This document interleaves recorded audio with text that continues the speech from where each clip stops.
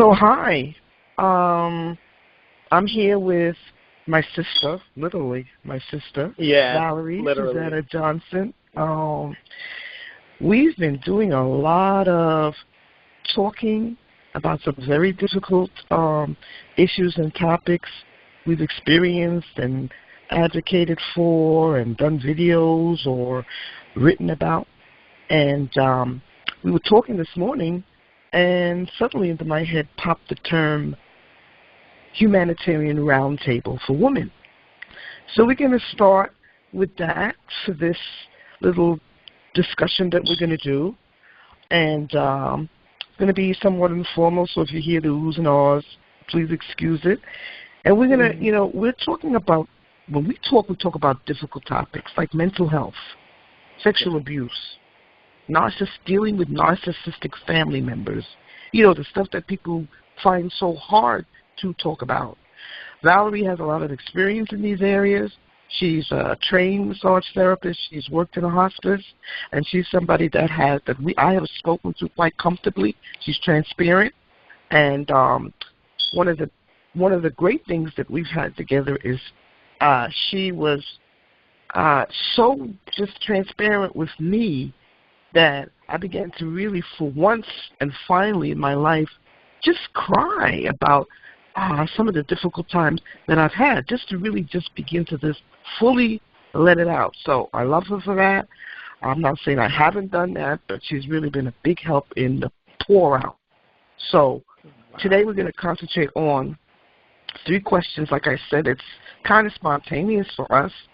So Valerie's going to lead with, what exactly is a humanitarian to her? She's going to give her view. What makes her humanitarian? She's going to give her view.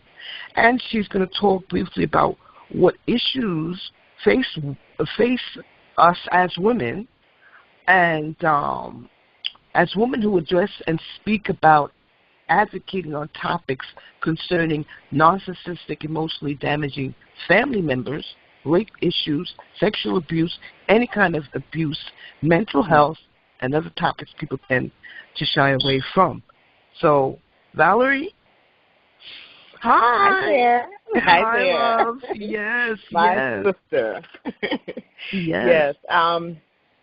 So to sort of tackle the first aspect of this, this our discussion, what is a humanitarian to me? So just, a textbook sort of definition of what a humanitarian is a person who seeks to promote human welfare, a philanthropist. But if I was to go deeper into who I am, I have always genuinely been concerned with the well-being, of others, including myself. I think that, that would cover mind, body, soul connection. Like, I genuinely want to see people in complete and wholeness and wellness, right? Mm-hmm. So that doesn't just mean necessarily meeting a need, but just addressing the person as a human being, as a whole, complete individual, and going deep into who that person is. What are the things that make up this person's character? Everything from upbringing to, social influence. All these areas, to me, are what make a humanitarian at heart, being concerned with all areas and all facets of one's life, right?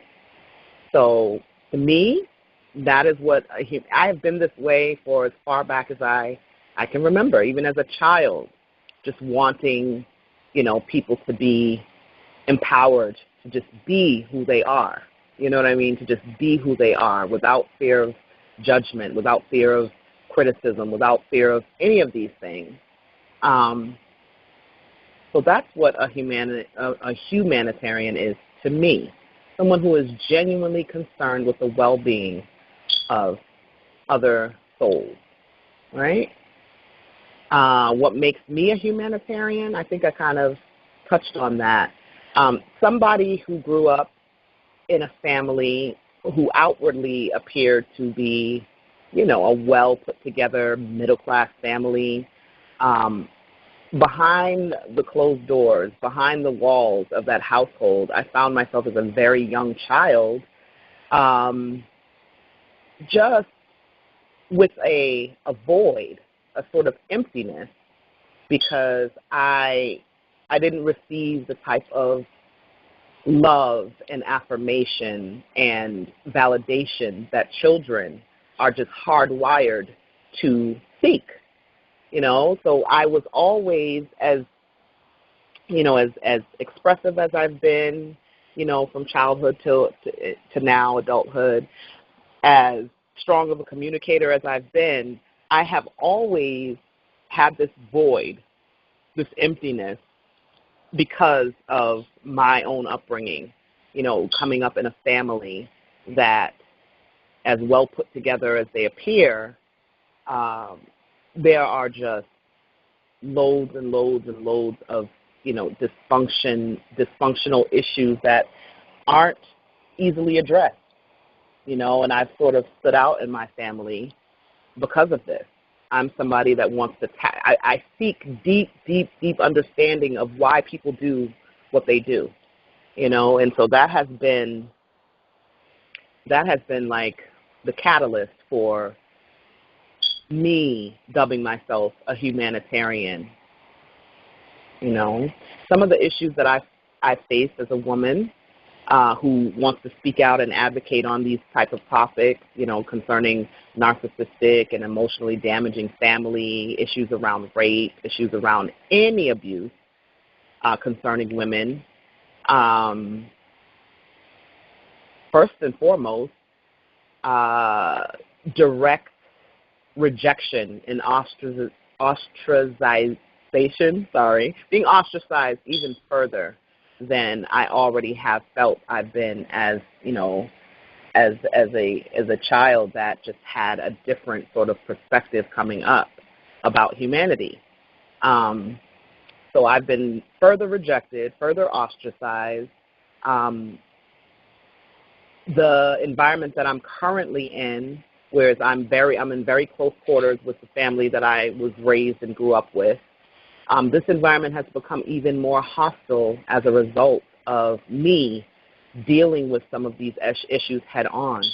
Now, I'm a very capable adult right now, but I definitely identify that the effects of growing up with at least one narcissistic parent and other mental health issues within the family has wreaked absolute havoc on my life.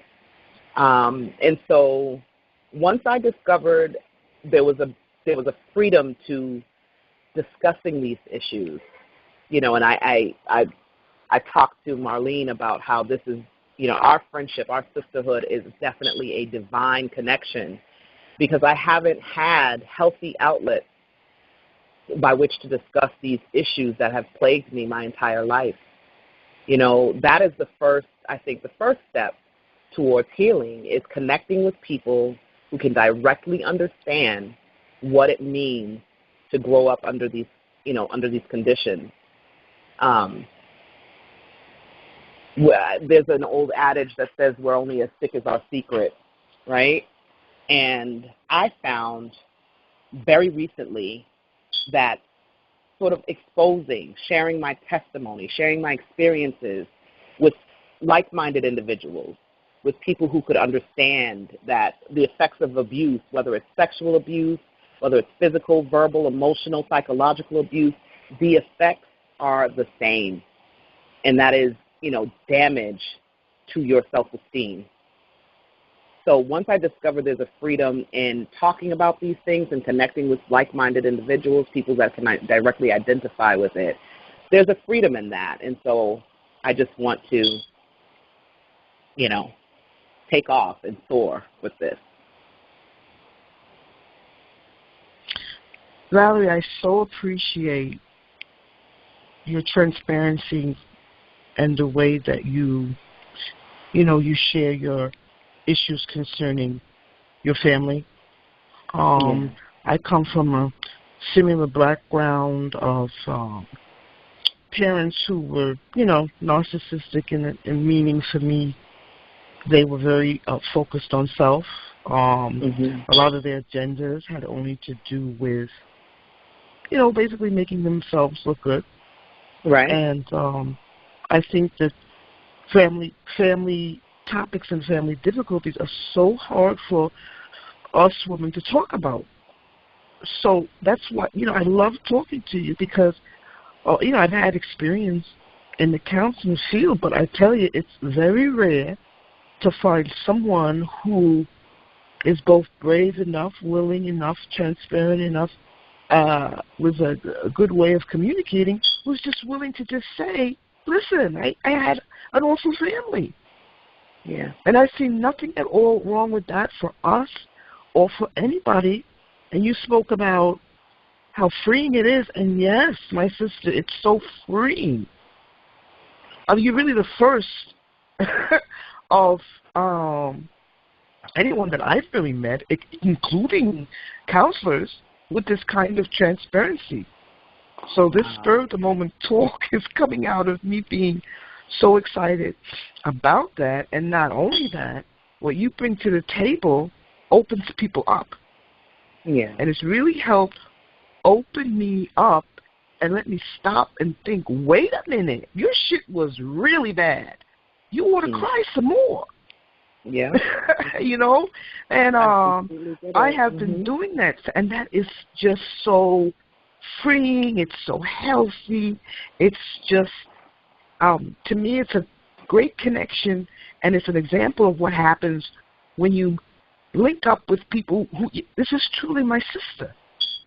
Yeah. And in this process of us sharing, a lot of healing goes on, a lot of confirmation, get a lot of strength, and I truly appreciate that. And I want to offer our conversations, to others as we're doing here. Absolutely. Amazing connection, I feel, and I so respect you. I so appreciate you, and I miss your videos. It's mutual. Yeah, it's your mutual. videos it's definitely a mutual thing. Just really just plain transparent, and you're not afraid to talk about the issues.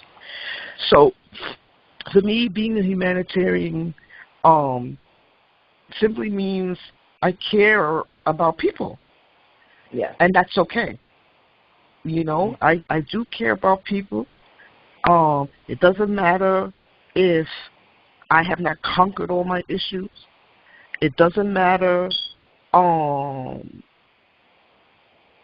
if I'm somehow do not fit the title of what people think it should be. Because I've had people tell me, oh, why are you talking about this topic or that topic?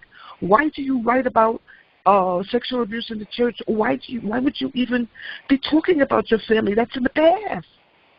You see, but it's not that it's in the past, but it's relevant to my life today, and certainly relevant to women in the world, because Valerie and I have gone through some difficult issues with our parents, with our mothers, with our fathers, and we know that these topics are hard to talk about. So part of, for me, being a humanitarian is creating whatever platform I create, or whatever conversation I create, or whatever article I write that helps people to feel more comfortable about making a comment and coming out and saying, yeah, that happened to me. My mother is like this. She's against me, or she's not the most loving mother out there, or hey, I was sexually abused. It happened to me. This is how I feel too. Things like this that are the difficult topics that I would allow someone to feel free to talk about, to me, is part of being humanitarian. as being this type of a person, I find that we can face a lot of issues with people trying to shut us down and trying to say, let's not talk about narcissistic family. Let's not talk about how difficult our mothers were or how difficult our fathers were. Let's not talk about sexual abuse issues. Let's not talk about rape. Let's not talk about any difficulties with mental health, because that's in the past. No, we don't want to talk about it. It's difficult. It's hard. It's something we don't want to face. You know, these are difficult topics that people don't want to face. Right? So the difficulties about caring about people and speaking about these issues, right, is that some of the difficulties are the fact that people feel uncomfortable at times to talk about these issues, and being who we are, we still march forward, and we still will talk about these topics, and we still do. Yeah. You know, so that's something that stands out for me right now about what happens when you really care not only about yourself, but about others. And people say, oh, well, they can say, well, you only care because that happened to you. No, honey, that's not true.